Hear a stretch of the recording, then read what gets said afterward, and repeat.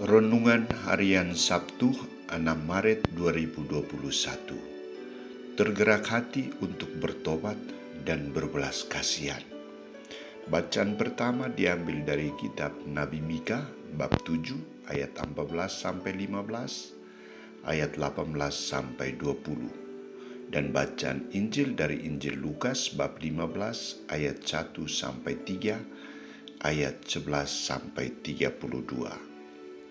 Saudara-saudariku terkasih, kisah perumpamaan tentang anak yang hilang adalah salah satu kisah yang sangat populer.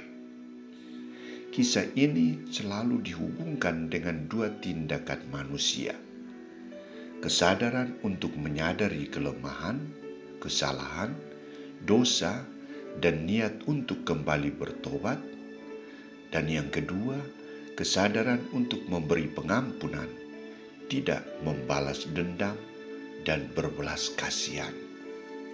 Pertama, kesadaran untuk kembali bertobat. Si anak bungsu ditampilkan pada awal sebagai orang yang mau lepas bebas dan tidak mau terikat dengan orang tuanya. Kehidupan hariannya mengikuti godaan dunia, hidup berfoya-foya. Ia tidak taat kepada Allah, jauh dari Allah. Namun yang sungguh menggembirakan adalah ketika ia mulai menderita, ia menyadari akan keberadaannya dan menghubungkannya dengan situasi orang tuanya, situasi rumahnya, basis awal di mana ia dilahirkan, dibesarkan, dan mengalami kehidupan bersama dengan orang-orang yang sungguh sangat mencintainya. Notabene-nya tidak mengalami kekurangan, tetapi kelimpahan rahmat dan berkat.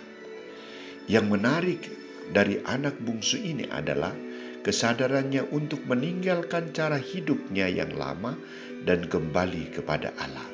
Yang menarik dari si bungsu adalah kesadarannya untuk mengungkapkan sikap tobat di hadapan Allah Bapanya. Yang menarik adalah ia tidak lagi sombong dan tidak mau hidup berfoya-foya, tetapi mau rendah hati dan menjadi pelayan Bapa, hidup sesuai dengan kehendak Allah. Inilah inti pertobatan yang ditampilkan si bungsu. Kedua, belas kasihan Bapa, kemurahan hati Bapa. Bapa menampilkan sikap sebagai pemberi hidup sesuai dengan permohonan manusia. Ketika kedua anaknya meminta bagiannya, ia mengiyakan permohonan mereka dan memberi sesuai dengan hak mereka. Sikap Allah adalah tidak pernah mengingat apa yang diperlakukannya terhadap manusia.